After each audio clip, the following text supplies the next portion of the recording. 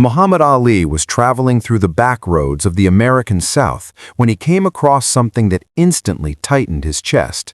A small roadside diner stood quietly under the afternoon sun, but taped to its front window was a message that belonged to another era.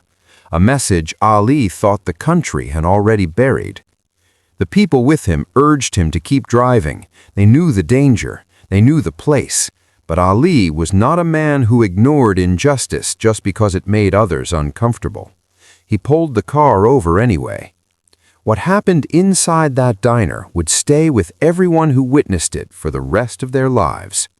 It was 1974, only months after Ali had reclaimed the heavyweight championship of the world.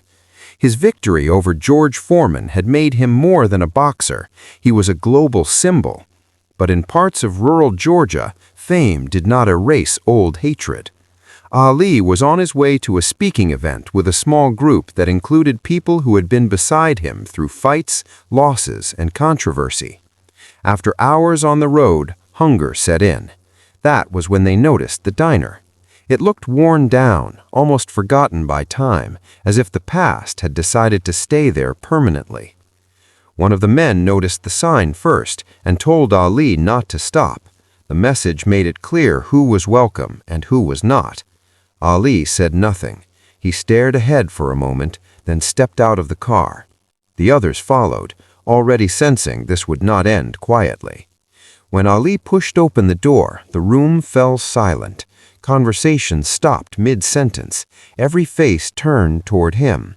The customers were all white. The tension was immediate and heavy.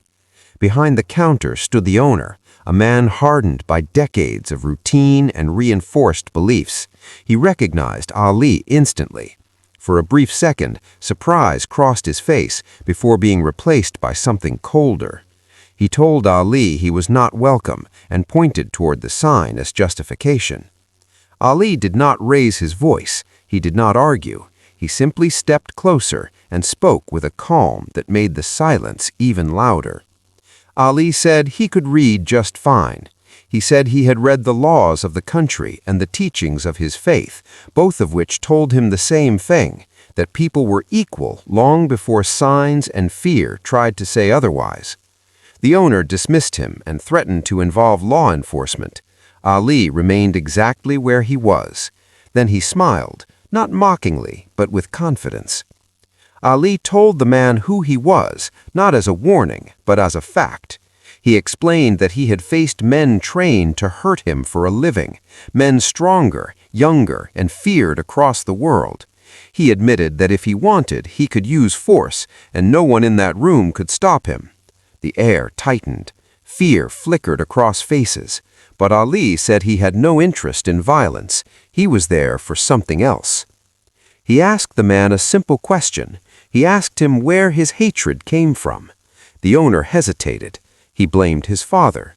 Ali gently asked who taught his father, and who taught the one before him.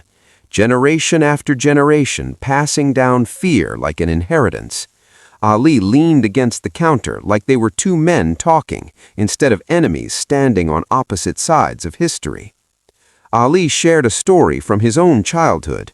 He spoke about a moment of anger, a stolen bicycle, and a police officer who changed his life by teaching him discipline instead of rage.